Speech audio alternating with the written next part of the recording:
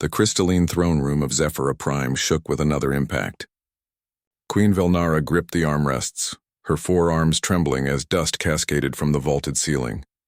Through the transparent dome above, she could see the Krell warships descending like locusts of death, their weapons painting the sky with streaks of plasma fire. "Your Majesty, we must evacuate," Commander Thigsal urged, his mandibles clicking with distress. Velnara's silver eyes swept across the assembled crowd, refugees who had sought sanctuary in the palace. Hundreds of beings from a dozen species huddled together. The insectoid Thari, the aquatic Solmarians in their mobility suits, the fur-covered Drexi clutching their younglings. And among them scattered throughout were humans, those strange bipedal creatures who had arrived in the sector only 3 cycles ago. "No," Velnara said, her voice resonating with the harmonic undertones of her people. "I will not abandon them. If these are to be my final moments, I will face them with my people."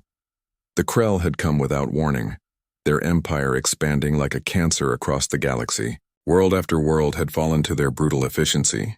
Velnara's fleet, once the pride of the Zephyran Consortium, lay in ruins, scattered across 3 star systems. This palace, this city, was all that remained. Another explosion rocked the structure. Screams erupted from the crowd. Children of various species wailed in terror. That's when he stood. A human male, unremarkable in appearance, rose from the crowd. He wore the simple gray coveralls of a construction worker. His name was Marcus Chen, though the Queen didn't know it yet. His hair was streaked with concrete dust and his hands bore the calluses of manual labor. "Your Majesty," he called out in accented galactic common, his voice somehow cutting through the chaos.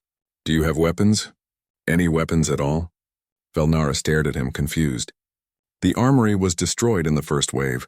How many soldiers do you have left?" "Perhaps 50, wounded, exhausted. The Krell number in the thousands." Marcus nodded slowly as if solving a mathematical equation. Then he turned to face the crowd. "Any other humans here?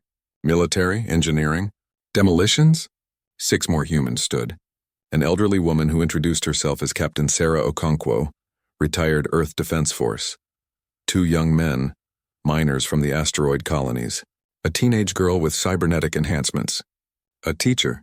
"A medic, 7 humans total, that'll do," Marcus said. He turned back to the Queen. "Your Majesty, humans have a saying. It's not about the size of the dog in the fight, it's about the size of the fight in the dog. I do not understand." The human smiled, and there was something terrifying in that expression. "You will." Within minutes, Marcus had organized the impossible.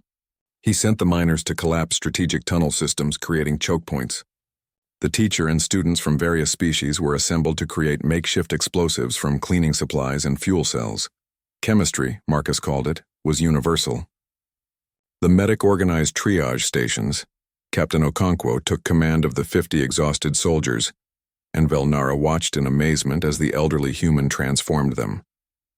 She didn't just give orders. She reminded them why they fought. "You think you're beaten?" Okonkwo's voice carried across the throne room. "You're breathing, aren't you? You're standing, aren't you? Then the fight isn't over."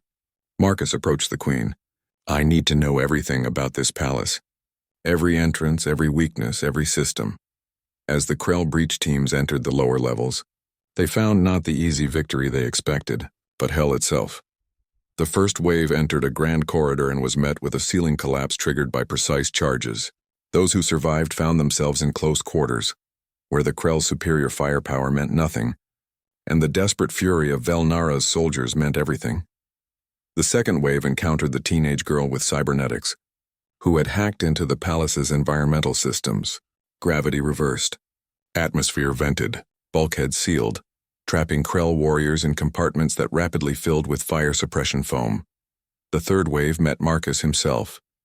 He stood in the central atrium, surrounded by containers of pressurized fuel, holding a simple flare. Around him, the 7 humans had positioned themselves at key structural points.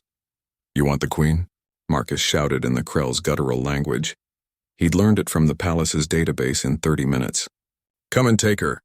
The Krell commander, confident in his armor and numbers, advanced. Marcus smiled that terrible smile again. "Humans have another saying," he said, switching back to galactic common so all could hear.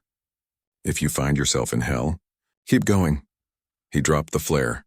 The explosion didn't destroy the palace. Marcus had calculated it perfectly, but it brought down the atrium's supports, creating a barrier of rubble that would take the Krell hours to clear.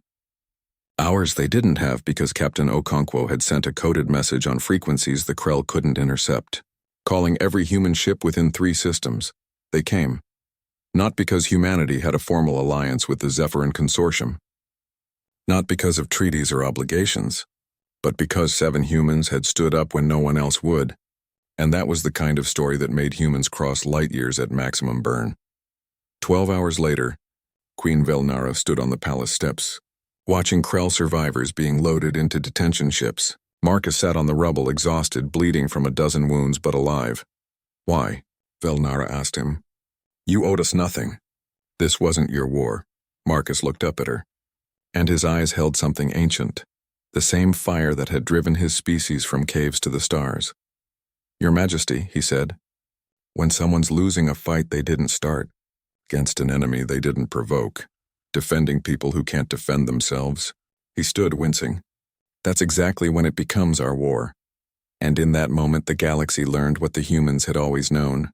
Wars aren't won by the strongest. They're won by those who refuse to lose.